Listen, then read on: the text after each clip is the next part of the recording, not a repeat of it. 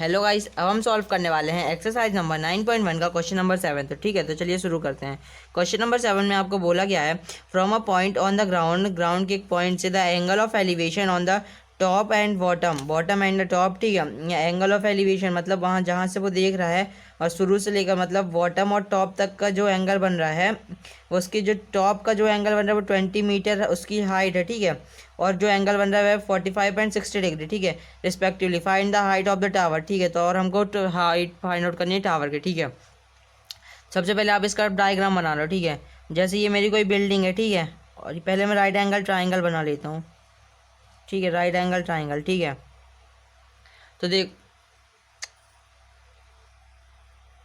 ठीक है, तो देखो यहाँ जैसे ये मेरा कोई टॉप हो गया। ठीक है, ये इतना एरिया मेरा यहाँ तक का मेरा टॉप हो गया। ठीक है, ये टॉप टॉप तक पे देखो, टॉप तक का जो डिस्टेंस यहाँ पे मेरे को दिया गया है वो 20 मीटर। ठीक है, यहाँ से 20 मीटर। ठीक है, और यहाँ से देखो यहाँ पे थीटा एंगल मेरे को दिया गया है 45 डिग्री। यहाँ तक देखता है तो उसको 45 डिग्री सर उठाना पड़ता है, और यहाँ तक देखते हैं तो 60 डिग्री। ठीक है, तो यहाँ पे ये इतना मेरा थीटा एंगल ये है 45 डिग्री का, और ये पूरा इतना, ये पूरा मेरा 60 डिग्री का। ठीक है, ठीक है, तो अब सबका पहले आप नेमिंग कर लो। ठीक है, तो इसको ए, इसको मैं दे देता हूँ बी पॉइंट, इसको सी और इसको डी पॉइंट। ठीक है, तो मैंने यहाँ पे अब नेमिंग कर ली। ठीक है, तो अब यहाँ पे सॉल्यूशन स्टार्ट, और आपको ये पूरा हाइट फाइंड आउट करना है, यानी ए सी आपको फाइंड आउट करना है। ठीक है, तो ठीक है, पहले अब मैं यहाँ पे फाइंड लिख देता हूँ, find height of the tower. ठीक है, height of a tower, tower. ठीक है, वो क्या है, वो ए सी है। ठीक है, हाइट ऑफ ए सी, या फिर आप यहाँ पे ब्रैकेट में ए सी में यहाँ पे लिख दे रहे हो। ठीक है, ये आपको फाइंड आउट करना है। ठीक है, ठीक है, तो चलो अब देखते हैं। देखो, तो सबसे पहले अब मैं क्या करूँ, सबसे पहले अब मैं यहाँ पे बड़ा वाला ट्राइंगल लूँगा। ठीक है, in triangle A C D. ठीक है, तो अब यहाँ पे मैं लिखूँगा in triangle A C D, यानी मेरे को ये इतना एरिया फाइंड आउट करना है ना। तो अगर मैं देखो मैं यहाँ पे कैसे सॉल्व करूँगा, पहले छोटे वाले ट्राइंगल को, मतलब छोटे वाले ट्राइंगल से पहले मैं इसकी बेस फाइंड आउट करूँगा। ठीक है, इसका बेस फाइंड आउट करूँगा, इसके बाद फिर बड़े वाले ट्राइंगल से इतना एरिया, ये पूरा एरिया फाइंड आउट कर लूँगा। ठीक है, तो पहले अब मेरा छोटा वाला ट्राइंगल मेरे को लेना पड़ेगा। ठीक है, तो अब मैं यहाँ पर ट्राइंगल लूँगा बी सी डी। ठीक है, in triangle B C D. ठीक है, अब आप रिलेशन देखो, आपको किसका रिलेशन मिलेगा, आपको यहाँ पे हाई ये परपेंडिकुलर दिया गया है, और आपको यहाँ पे आप बेस आप फाइंड आउट करोगे। ठीक है, तो आप सबसे पहले रफ में अपना वो कीवर्ड्स लिख लो, वो था आपका पी बी पी और एच एच बी। ठीक है, पंडित बद्री प्रसाद और हर हर बोले।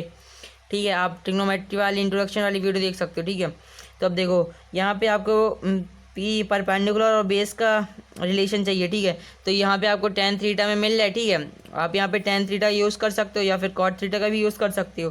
तो अब मैं किसका करूँ, मैं यहाँ पे अब टेन थीटा का यूज़ करता हूँ। ठीक है, टेन थीटा वो होता है आपका पी अपॉन में बी।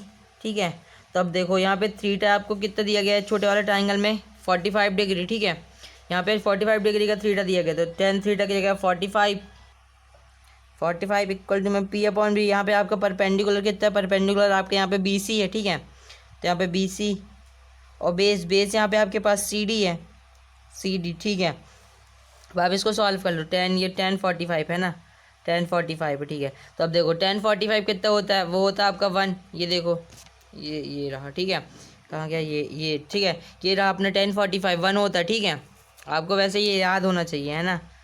ठीक है, 1045 ये 1 हो गया। इसके बाद अब बी सी यहाँ पे आपके पास 20 मीटर दिया गया है, तो यहाँ पे लिख लो 20 अपॉन सी डी यहाँ पे आपके पास कुछ नहीं है, तो सी डी का सी डी। अब देखो सी डी का मल्टीप्लाई इधर क्रॉस मल्टीप्लाई कर दो। ठीक है, क्रॉस मल्टीप्लाई कर दो, तो सी डी मल्टीप्लाई 1 करोगे तो कितना होगा, सी डी इंटू में 1, सी डी ही होता है, इक्वल टू 20 इंटू में 1 करोगे कितना होता है, वो आपका 20 होता है। यहाँ पे मैंने 1/1 कर दिया। ठीक है, डिनोमिनेटर में अगर किसी के भी डिनोमिनेटर में आप 1 कर दो तो उसका आंसर तो उतना ही रहता है ना। तो सी डी इक्वल टू में 20 हो गया। ठीक है, तो अब आपके पास ये जो वैल्यू निकल के आ गई, इतनी सी डी आपके पास निकल के आ गई। ठीक है, इतनी वैल्यू आपके पास ये 20 मीटर निकल के आ गई है। ठीक है, अब देखो अब आपके पास इतनी आ गई है, तो आप यहाँ बड़े वाला ट्राइंगल लेकर, आपको बेस पता चल गया तो आप यहाँ पे ये परपेंडिकुलर फाइंड आउट कर सकते हो, है ना। ठीक है, तो अब आगे हम क्या करेंगे, आगे हम लेंगे in triangle A C D. ठीक है, ए सी डी, हम बड़े वाले ट्राइंगल को यहाँ पे कंसीडर कर रहे हैं, ठीक है। इसके बाद फिर हम क्या करेंगे आगे, हाँ अब हम यहाँ पे रिलेशन देखेंगे कि यहाँ पे हमारे पास बेस है, ठीक है, यहाँ पे हमारे पास बेस है और हमको हाइपोटेनियस मतलब ये परपेंडिकुलर फाइंड आउट करनी, ठीक है। तो अब मेरे को बी अपॉन पी या फिर पी अपॉन बी का देखना पड़ेगा रिलेशन, ठीक है। तो वो हमारा tan थीटा में आ रहा है, ठीक है। tan थीटा होता है हमारे पास परपेंडिकुलर अपॉन में बेस, परपेंडिकुलर ये बेस, ठीक है। या फिर हम cot थीटा भी ले सकते हैं, बेस अपॉन में परपेंडिकुलर। तो अब मैं यहाँ पे एक cot थीटा चलो ले लेता हूँ, ठीक है। cot थीटा वो होता है आपके पास बी अपॉन में पी, ठीक है, बी अपॉन में पी। तो देखो cot थीटा, ठीक है। तो अब यहाँ पे आपके पास 60 डिग्री दिया गया, ठीक है, ये 60 डिग्री है, तो थीटा की जगह आप 60 कर दोगे, ठीक है। तो cot 60 हो जाएगा, cot 60 इक्वल टू में बेस यहाँ पे आपके पास कितना है 20 है, ठीक है। बेस आपके पास यहाँ सी डी है, तो मैं यहाँ पे पहले सी डी लिख दूँ, सी डी और परपेंडिकुलर ए सी, ठीक है, ए सी परपेंडिकुलर है, तो अब मैं यहाँ पे ए सी लिख देता हूँ, ठीक है। अब देखो cot 60 यहाँ पे आपके पास कितना होता है, ये होता है आपके पास √3 यानी 1/√3, ठीक है, 1/√3 इक्वल टू में सी डी यहाँ पे आपके पास होता है 20 मीटर, आपको यहाँ पे अभी आपने फाइंड आउट कर रखा था, ठीक है। 20 अपॉन ए सी यहाँ पे आपके पास कितना होता है, ए सी यहाँ पे आपको फाइंड आउट करना है, ठीक है।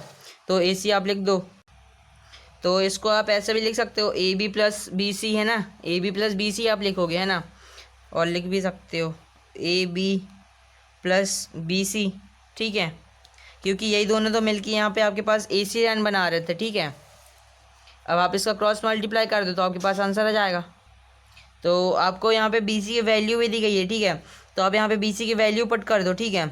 एक काम करता हूँ मैं यहीं पे पट कर देता हूँ ये, अब आप यहाँ पे क्रॉस मल्टीप्लाई कर लो, ठीक है। तो 1 इंटू में ए बी प्लस 20 करोगे तो कितना होगा, यह होगा आपके पास ए बी प्लस में 20, ठीक है, इक्वल टू में 20 और √3 इधर डिवाइड में अगर इक्वल टू को जाएगा तो मल्टीप्लाई में हो जाएगा, ठीक है। तो 20 मल्टीप्लाई बाय √3 कितना होता है, ये होता है आपके पास 20 √3, ठीक है। अब देखो ये जो हमारे पास ये 20 है, ये प्लस का 20 अगर इक्वल टू को जाएगा तो माइनस का 20 हो जाएगा, ठीक है। तो ए बी यहाँ पे आपके पास हो जाएगा 20 √3 और माइनस का 20, ठीक है। तो आपके पास ये हो जाएगा। तो अब देखो ये हमारा ये काम करते हैं हम, यहाँ पे 20 हमको यहाँ पे दिख रहा है, ठीक है। तो हमने यहाँ पे 20 को कॉमन ले लेते, ठीक है। 20 को आप कॉमन ले लो, ठीक है, ठीक है। तो ये 20 कॉमन हो गया और √3 माइनस ये 20 आपने कॉमन ले लिया, तो यहाँ पे आ गया 1। तो यहाँ पे आपके पास 20 √3 - 1 मीटर, ठीक है, ये आपके पास आंसर आ गया, ठीक है। तो आपको यहाँ पे क्वेश्चन नंबर 7 में इसकी ये परपेंडिकुलर यानी हाइट पूरी फाइंड आउट करनी है, ठीक है। तो यहाँ पे आपने इसकी हाइट फाइंड आउट कर ली है, वो है 20 √3 - 1 मीटर, ठीक है। तो अब आप इसका आंसर सॉल्व कर सकते हो। The height of the transmission tower is 20 √3 - 1 metre, ठीक है। तो उम्मीद करता हूँ क्वेश्चन नंबर 7 समझ में आ रहा होगा, अगर समझ में आ रहा है तो अभी वीडियो को लाइक कर दो। अब हम सॉल्व कर लेते हैं क्वेश्चन नंबर 8, ठीक है। हेलो गाइस, तो चलो अब हम देख लेते हैं क्वेश्चन नंबर 8, ठीक है। क्वेश्चन नंबर 8 में आपको बोला गया है अ स्टेचू 1.6 मीटर टॉल, ठीक है, एक स्टैचू है वो है 1.6 मीटर लंबा, ठीक है, stand on the top of a pedestal, ठीक है, दो पेडिस्टल पर खड़ा है, ठीक है। फिर आगे बोला गया from a point on the ground the angle of elevation of top of the statue is 60 degree and the same point on the elevation of top of a pedestal is 45 degree, ठीक है। यहाँ पे आपको height पता करनी है pedestal की, ठीक है। तो अब पहले जान लो पेडिस्टल क्या होता है। देखो जहाँ जैसे देखो ये कोई, ठीक है, पहले आप मैं डायग्राम बना रहा, आप अच्छे से समझोगे, ठीक है। तो देखो जैसे ये कोई मेरी मूर्ति है, ठीक है, और जहाँ पे मूर्ति रखी है, ठीक है, उसको हम पेडिस्टल कहते हैं, ठीक है। जहाँ पे ये देखो जैसे ये मेरी कुछ चीज़ है, ठीक है, और उसके ऊपर ये हमारी मूर्ति रखी है ना, तो हम ये नीचे वाली चीज़ को पेडिस्टल कहते हैं, ठीक है, ठीक है। मैंने आपको तो पहले बता दिया ये पूरा राइट एंगल ट्राइंगल पर बेस है, ठीक है, पूरा राइट एंगल ट्राइंगल ही बनेगा, ठीक है, सब में। तो अब यहाँ देखो यहाँ से पेडिस्टल से यहाँ पे पॉइंट पे किसी पॉइंट पे डिग्री एंगल जो थीटा एंगल बन रहा है वो 45 डिग्री का, ठीक है, 45 डिग्री का। और इसके बाद उसी सेम पॉइंट से जो उसकी मूर्ति का जो एंगल ऑफ एलिवेशन बन रहा है वो 60 डिग्री का है, मतलब इतना पूरा एरिया जो है वो 60 डिग्री का, ठीक है। अब सबकी पहले नेमिंग दे दो, ठीक है। तो मैं यहाँ पे नेमिंग दे देता हूँ ABCND, ठीक है, ये मैंने नाम दे दिया, ठीक है। अब आप इसको सॉल्व कर लो, ठीक है। तो देखो तो मेरे को यहाँ पे ये BC की हाइट फाइंड आउट करनी है क्योंकि ये हमारा पेडिस्टल है, ठीक है, और AB यहाँ पे मेरे को दिया गया है 1.6 मीटर, ठीक है। तो चलो अब देख ले, इसको सॉल्व करते, ठीक है। सॉल्यूशन स्टार्ट, ठीक है। तो देखो आपको यहाँ पे फाइंड क्या करना, फाइंड यहाँ पे आपको बी सी करना, फाइंड बी सी यानी हाइट ऑफ द पेडिस्टल आप लिख लेना, ठीक है। तो देखो अब सबसे पहले मैं यहाँ पे छोटे वाले ट्राइंगल को ले रहा हूँ, ठीक है। और एक काम करता हूँ, मैं यहाँ पे लेट कर लेता हूँ बी सी को, कुछ नाम दे देता हूँ इसको, मैं नाम दे देता हूँ एच, ठीक है। ठीक है, तो देखो सबसे पहले अब मैं यहाँ पे छोटे वाले ट्राइंगल को ले रहा हूँ, ठीक है, बी सी डी को। तो अब मैं यहाँ पे लिखूँगा in triangle B C D. तो देखो छोटे वाले ट्राइंगल में आपके पास क्या है, छोटे वाले ट्राइंगल में आपने ये डिग्री थीटा एंगल दिया गया है और आपने ये इसकी हाइट लेट कर ली है, ठीक है। ठीक है, तो चलो अब देख लेते हैं छोटे वाले ट्राइंगल को। तो अब देखो आपको कुछ रिलेशन फाइंड आउट करना है, ठीक है, जिसमें बेस और हाइट निकल आया है, ठीक है। ये परपेंडिकुलर और बेस का कोई रिलेशन फाइंड आउट करना है, ठीक है। तो सबसे पहले मैं अपने कीवर्ड लिख लूँगा, ठीक है, वो तो पी बी पी और एच एच बी, ठीक है। तो अब यहाँ पे आपको कौन सा परपेंडिकुलर अपॉन बेस का दिख रही है, हमारे पास tan थीटा, ठीक है। तो tan थीटा वो होता अपने परपेंडिकुलर अपॉन में बेस, ठीक है, परपेंडिकुलर अपॉन में बेस, यही तो रिलेशन चाहिए ना मेरे को, ठीक है। तो अब देखो यहाँ पे मेरे को पास ये थीटा है 45 डिग्री दिया गया, तो थीटा की जगह मैं 45 लिखूँगा, 45 परपेंडिकुलर, परपेंडिकुलर यहाँ पे हमारे पास है बी सी है ना परपेंडिकुलर अपॉन बेस, बेस यहाँ पे है सी डी। अब आप इसको पुट कर दो, 1045 कितना होता है, ये होता है मेरे पास 1, जी रहा ये 1045 1, ठीक है। आपको ये याद होना चाहिए, है ना, 1045 ये 1 इक्वल टू में बी सी यहाँ पे आपने लेट किया था एच, ठीक है। तो बी सी के एच लिख दो और सी डी यहाँ पे आपके पास कुछ नहीं है, तो सी डी का सी डी रहने दो, ठीक है, सी डी, ठीक है। तो अब सी डी का यहाँ तक क्रॉस मल्टीप्लाई कर दो, सी डी इंटू में 1 करोगे तो कितना होगा, ये होगा आपके पास सी डी यही होगा, ठीक है। और एच इंटू में 1 करोगे आपके पास एच ही होगा, तो C D equal to H हमारे पास ये निकल के आ गया, ठीक है। यानी C D equal to H यानी C D equal to B C आ जाएगा, ठीक है। आप ऐसा भी लिख सकते हो, C D equal to B C, ठीक है। अब हम बड़े वाले ट्राइंगल को लेंगे, ठीक है, अब हम बड़े वाले ट्राइंगल को लेंगे, in triangle A C D, ठीक है। तो यहाँ पे अब मैं लिखूँगा in triangle A C D, ठीक है। तो अब ए सी डी में आपके पास क्या क्या गिवन है, यहाँ पे आपके पास थीटा डिग्री गिवन है, ठीक है, बस थीटा एंगल गिवन है और ए बी की हाइट गिवन है, ठीक है। तो अब देखो यहाँ पे आपको कुछ ऐसा रिलेशन निकालना है कि यहाँ भी परपेंडिकुलर अपॉन बेस का रिलेशन बने, तो ये हमारे पास tan थीटा में आता है, ठीक है। आप चाहो तो यहाँ cot थीटा भी रख सकते हो, आपका आंसर सेम आएगा, ठीक है। अब मैं यहाँ पे tan थीटा रख रहा, ठीक है, tan थीटा, ठीक है, tan थीटा वो होता है आपके पास p अपॉन में b, यहाँ पे थीटा की जगह 60 है, ठीक है। तो अब मैं यहाँ पे थीटा की जगह 60 डिग्री लिखूँगा इक्वल टू में परपेंडिकुलर यहाँ पे आपके पास है A B plus B C, ठीक है, A B plus B C और अपॉन में कितना है बेस सी डी, ठीक है, सी डी, ठीक है। अब आप इसको सॉल्व कर लो, ठीक है। तो tan 60 कितना होता है, ये होता है आपके पास √3, ठीक है। ये रहा tan 60 होता है आपके पास √3, ठीक है। तो tan 60 की जगह √3 इक्वल टू में A B plus B C, ठीक है, और अपॉन में सी डी, ठीक है। तो अब देखो अब मैं एक काम करता हूँ, देखो अभी हमने यहाँ पे C D equal to B C अभी फाइंड आउट कर रहा था, ठीक है। तो जो हमारा बी सी है वो सी डी के इक्वल टू में, ठीक है। तो अब मैं यहाँ पे सी डी की जगह बी सी लिख सकता हूँ, है ना। देखो मैंने अभी फाइंड आउट कर रखा था ना C D equal to B C, तो मैं यहाँ पे सी डी की जगह बी सी लिख सकता हूँ, ठीक है। तो देखो ए सी और अपॉन में सी डी की जगह मैं यहाँ पे बी सी लिख रहा हूँ, ठीक है, बी सी, ठीक है। अब आप इसको क्रॉस मल्टीप्लाई कर दो तो आपके पास आपके आएगी, ठीक है। तो √3 मल्टीप्लाई बाय बी सी करोगे तो कितना आएगा, ये आएगा सी √3, ठीक है, और इक्वल टू में A B plus B C multiply by 1 करोगे तो कितना आएगा, ये आएगा आपके पास A B plus B C, ठीक है। अब यहाँ पे देखो, ठीक है, अब देखो ए बी यहाँ पे मेरे को 1.6 मीटर दिया गया, ठीक है, 1.6 ये दिया गया था, ठीक है। तो मैं यहाँ पे ए बी की जगह 1.6 लिख देता हूँ, ठीक है, बी सी √3 इक्वल टू में ए बी की जगह 1.6 लिख दो, ठीक है, 1.6 प्लस बी सी की जगह चाहे एच लिख दो चाहे बी सी ही रहने दो, ठीक है, ठीक है। अब आप इसको सॉल्व कर लो, ठीक है। तो देखो √3 को इधर रहने दो और बी सी को उधर लेते जाओ, ठीक है, या फिर देखो बी सी को आप इधर ले आ लो, 1.6 को उधर रहने दो, ठीक है। तो बी सी इधर पॉजिटिव है, अगर इक्वल टू को उधर आएगा तो नेगेटिव हो जाएगा, है ना। तो ये हो जाएगा आपके पास बी सी √3 और ये बी सी जो है इधर प्लस में, अगर इक्वल टू किधर आएगा तो माइनस में हो जाएगा, तो ये हो जाएगा माइनस ये बी सी है, ठीक है, माइनस बी सी, ठीक है, बी सी इक्वल टू में 1.6, ठीक है। तो अब देखो आपके पास दोनों तरफ मतलब दोनों जो है वो BC की टर्म दिख रहे, ठीक है। तो आप यहाँ पे एक BC को कॉमन ले सकते हो, ठीक है। तो अब मैं यहाँ पे BC को कॉमन ले लेता हूँ, ठीक है। मेरे पास ब्रैकेट में अंदर अंदर क्या बचेगा, यहाँ पे मेरे पास बचेगा √3 माइनस BC को हमने कॉमन लिया है, तो यहाँ पे मेरे पास आ जाएगा 1 इक्वल टू में 1.6, ठीक है। तो अब आप देखो क्या करो, ये BC जो है BC की आपको वैल्यू निकालनी है, ठीक है।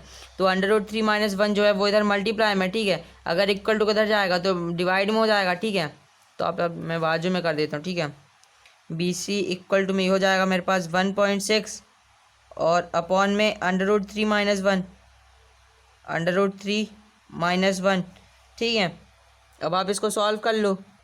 तो मैंने आपको पहले ही बताया था कि जो हमारा डिनोमिनेटर होता है वो कभी क्या कहते हैं अंडर रूट में नहीं आता, ठीक है। जो हमारा आंसर होता है वो डिनोमिनेटर में कभी अंडर रूट नहीं हो सकता, ठीक है। तो आप इसको रैशनलाइज कर दोगे, ठीक है, ठीक है। तो अब नीचे की पूरी मल्टीप्लाई के टर्म ऊपर भी और नीचे भी, ठीक है।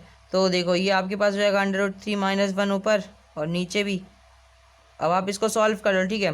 तो 1.6 इंटू में ये आपके पास प्लस होगा, है ना, ये प्लस होगा क्योंकि यहाँ पे माइनस था, ठीक है। तो हम ये पूरे को रैशनलाइज कर रहे हैं तो ये प्लस हो जाएगा, ठीक है। आपने पहले पढ़ा होगा, ठीक है। तो अब आप इसको सॉल्व कर लो, ठीक है। 1.6 मल्टीप्लाई बाय √3 प्लस 1 ये कितना होता है, ये होता है आपके पास 1.6 √3 प्लस 1, ठीक है। और अपॉन में ये √3 इंटू माइनस 1 और मल्टीप्लाई बाय √3 प्लस 1 ये हो जाता है आपके पास √3 इंटू में √, कितना होता है, ये होता है आपके पास 3 माइनस और माइनस प्लस माइनस ही होता है, ठीक है। तो ये आपके पास ये 1 ही हो जाएगा, ठीक है। अब आप इसको और सॉल्व कर लो, ठीक है। तो देखो ये हो जाएगा आपके पास 1.6 √3 प्लस 1 और अपॉन में 3 माइनस 1 2। इसको सॉल्व कर लो, ठीक है।